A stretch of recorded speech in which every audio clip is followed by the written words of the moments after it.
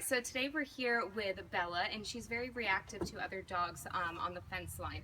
And the guardians are actually going to be moving to a brand new fence, and just kind of keep her closer to you. Ask her to sit. Here's Bella. Sit. A couple of treats. Sit. Good. Alright, so the guardians are going to be moving to a new home where they won't have a privacy fence anymore, and she's still being reactive to other dogs when she, with the privacy fence that they have. So this is a really important thing for her.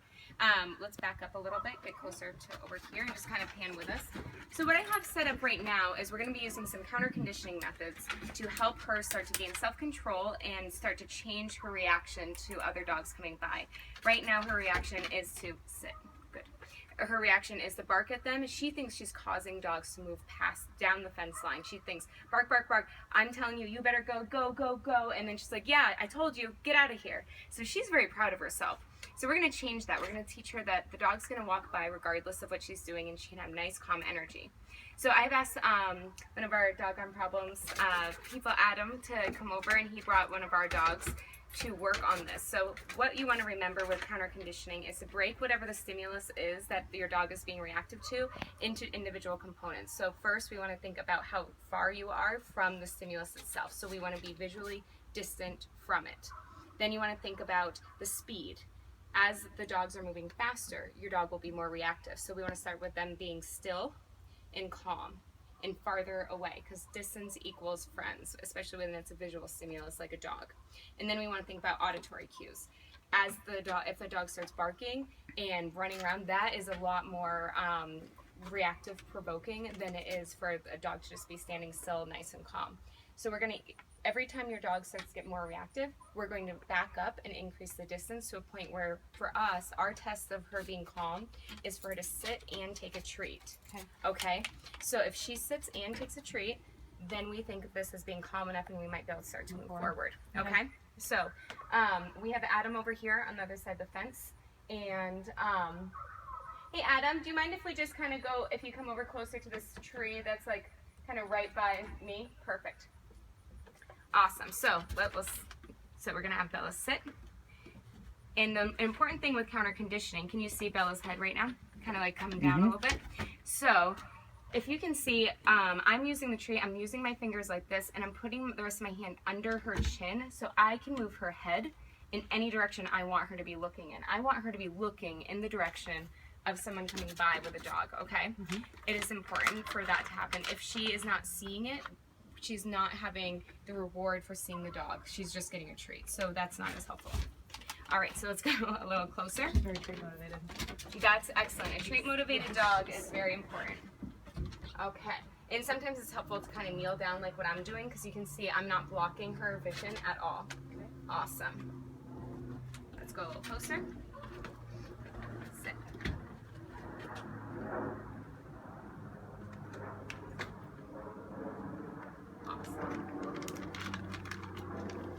Would she typically know at this point if there's a dog right there? Would she be reacting if you knew that there was? I don't know if she knows. Okay. How do you know if she knows? Well, She would keep off. Okay. I mean, So, Adam, do you want to? I'm going to stay right here with her. Do you want to kind of go back and then start walking towards us, so that way Farley's collar might start making noises? Again, we're starting to add in that auditory cue, and we're adding in some speed elements. So that way she's more likely to recognize this as a dog going by.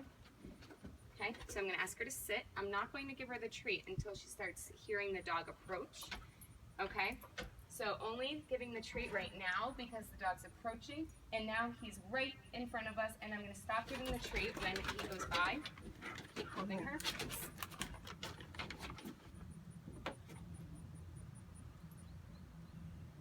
Okay. Adam, do you want to come back by again the other way? We actually have a dog training class on this that we do in the park, so if you're interested, let me know, and we can get a lot more repetitions in just like this. And this is exactly what it's like. We're at a park, and we have people walking by with dogs like this, so you can just sit and do the counter conditioning just like this. So you see how I'm giving her the treats as he's approaching. That's the most important part, treats while approaching.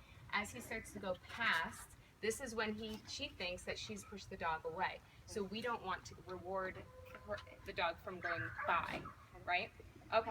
Adam, wait 1 second. I'm going to hold the leash for you, and why don't you deliver the treats? Okay?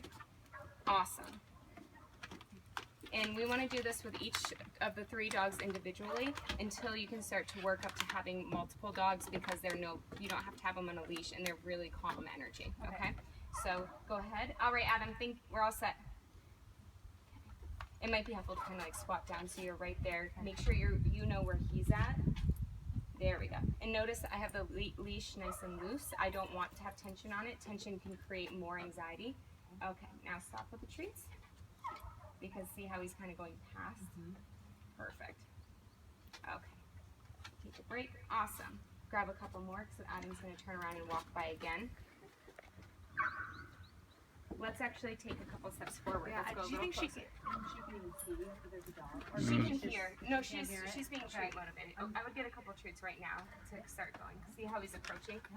So right now, I want to get down so Adam, in the camera, can you see Adam going by? Perfect. Bella's not paying attention to the dog though. She actually is. Oh, she is.